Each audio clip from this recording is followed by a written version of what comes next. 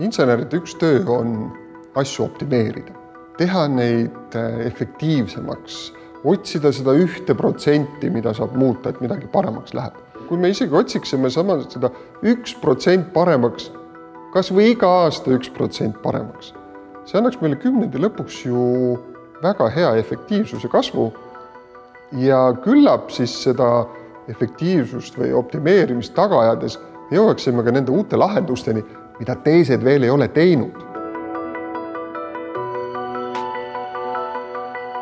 Ma mõtlesin, et okei, et alati võiks ju Eesti Energiasse tööle minna ja ilmselgelt, kui sulle tehakse dekaani poolt pakkumine, et hei, tule tööle, siis sa ütled, ei, ma tahaks karjääri teha kuskil, et pigem haarasin võimalusest ja ma ei tahaks öelda, et ma proovin endiselt pärast 22 aastat ülikoolis, aga nüüd mulle juba meeldib siin.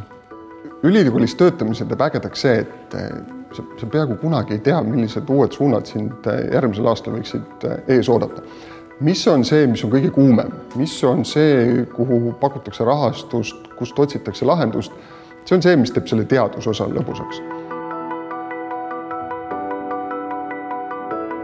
Energeetika suurim väljakutse, kui proovida seda lühidalt öelda, on see, et kuidas me saame elektrit mõistliku hinnaga. Seda nii elektri tootmisel kui ka edastamisel ja jaotamisel.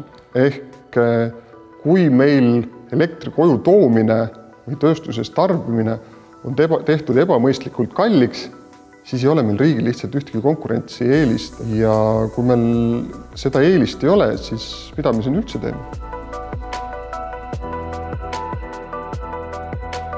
Kuidas kombineerida tuleviku energialahendused, nii tarbimine kui tootmine, olemasolevate pea 30, 40, 60 aastat vanade süsteemidega?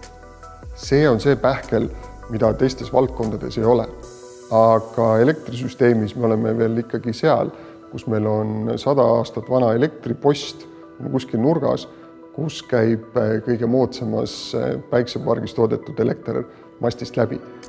Nüüd on järjest olulisem ja tõsisem küsimus on see, et kuidas nende eluiga pikendada, kuidas neid kauem töös hoida. Kui töös hoidmine ei ole enam võimalik, siis kuidas neid lõpuni taaskasutada või uuesti kasutada. Et need on need küsimused, mida tulevane elektriinsener kindlasti peaks olema võimeline lahendama. Me oleme täna koos Eesti erialaliitudega, ehk siis elektri- ja energeetika valdkonna erialaliitudega just kaardistamas nagu Eesti üldse inseneri tulevikumudelit, et milliseid oskusi nad peaksid omandama, mida neil nagu vaja on, siis üks uus roll, mida me näeme, on jätkusuutlik insener või insener, kes teab, mis on ringmajandus. Minu hinnangul ei ole insenerid need, kellele meeldib rutiini jääda.